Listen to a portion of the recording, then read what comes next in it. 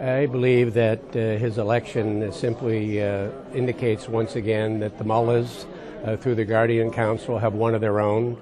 I think his election means a continuation of the nuclear ambitions, the continuation of Iranian support to Hezbollah, to Assad, the continued Iranian interference in the U.S.-Iraqi relations. The name changed in terms of who the president, but the policies and the approach and their relationship with the rest of the world will not change one bit. That's what I think.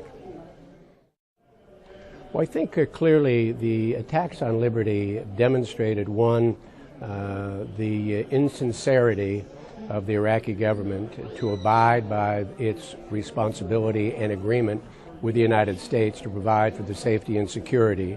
The attacks demonstrate in a profound and a sad way the inability of the American government to influence the Maliki government to provide for the protection and security of these men and women, while let alone provide humanitarian living conditions.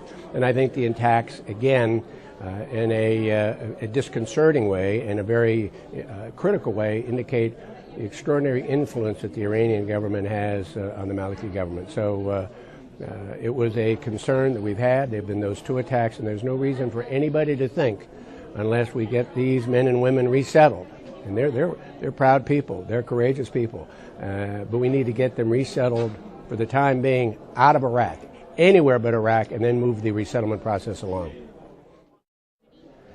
It's pretty difficult for me, based on Rouhani's career, to suggest that he'll do anything other than repeat what he has done in the past and really be a spokesperson for the mullahs. I mean, he has been at the heart of the nuclear negotiations where the Iranians, I think, have a strategy.